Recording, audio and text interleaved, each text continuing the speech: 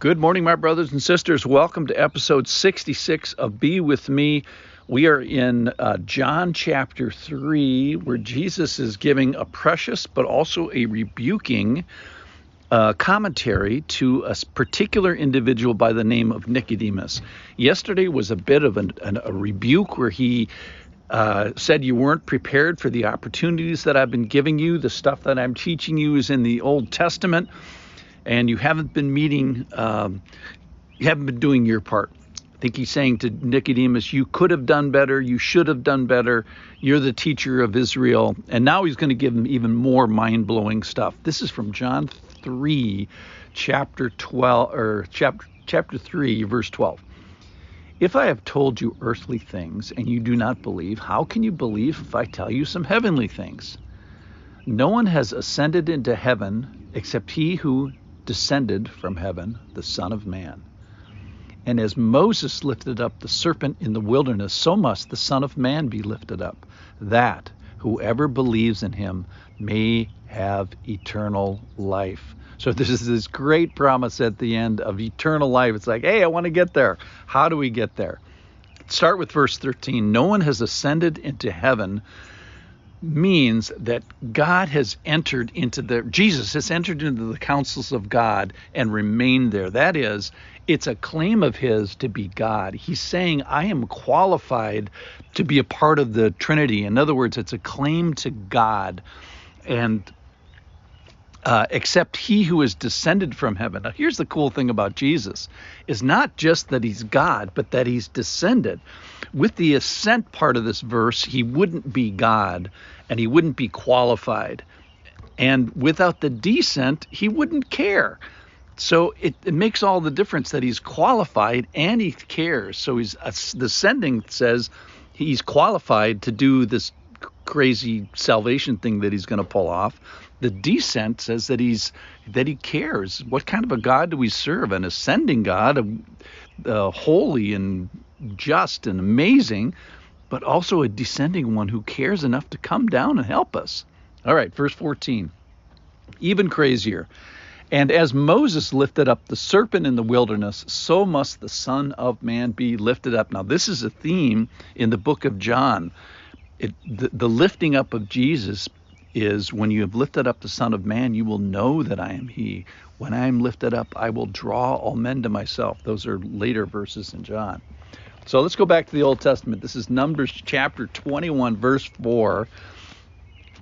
The people become impatient in the wilderness, and the people spoke against God and against Moses. Why have you brought us up out of Egypt to die in the wilderness? For there's no food, no water, and we loathe this worthless food. We loathe it. Then the Lord sent fiery serpents among the people, and they bit the people so that many people of Israel died. And the people came to Moses and said, we have sinned, for we have spoken against the Lord and against you. Pray to the Lord that he take away the serpents from us. So Moses prayed for the people, and the Lord said to Moses, make a fiery serpent and set it on a pole, and everyone who is bitten, when he sees it, shall live. So Moses made a bronze serpent, set it on a pole, and if a serpent bit anyone, he would, get this, look at the bronze serpent and live. So Jesus elevates this crazy story from the Old Testament by saying, he compares himself with this, says, I'm going to be lifted up just like this bronze snake was lifted up.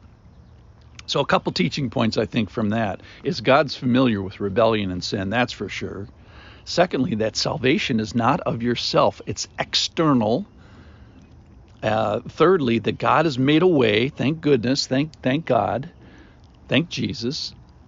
And then Jesus' association with this crazy story from the Old Testament both elevates the Old Testament story, if that's possible, and it helps explain what comes next, which is verse 15, which is, whoever believes in him may have eternal life. So we find out what the condition is. The condition is belief. Whoever believes in him. And it's directional. You have to believe, not in, chairs. You believe in Jesus. it's of Jesus. So our belief is directional towards something, and it's promissorial. We want to go right to the promise, but we don't want to go through all the belief parts of it. So I think he's rebuking Nicodemus here, saying, hey, there's stuff in the Old Testament that makes what I'm going to tell you, which is mind-blowing. I mean, let's give Nicodemus some credit here. There's stuff in the Old Testament which helps you understand the things that I'm telling you. The Old Testament was the undergraduate course, and now I'm getting to the graduate course stuff.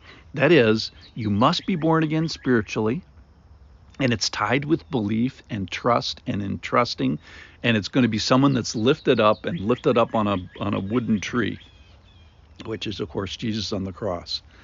So my conclusions today is, let's be drawn in. Jesus says and promises that he's going to draw us when he's up on the cross, and he continues to do that today. Secondly, that he's unique and exceptional and qualified to do this. That's the ascending part. He's compassionate. That's the enthroned one who comes down. Thank goodness he came down. And then he's going to be lifted up again, but this time it's going to be on a pole, and he's going to be glorified by this activity. And we want to glorify him by believing and doing our action. So what is our action? Our action is one of faith, and that is to look on the fiery snake image and live. And that is look on Jesus, look on him with belief. So perhaps today you are, like he promises further on in John, you're being drawn by Jesus being lifted up in this way. Don't be surprised. He said that was going to happen. If you're drawn to Jesus on the cross for your sin, the one who is qualified and the one who came down, don't be surprised. Thank you so much for listening. We're going to continue with this mind-blowing stuff that Jesus tells Nicodemus tomorrow. Thanks for listening.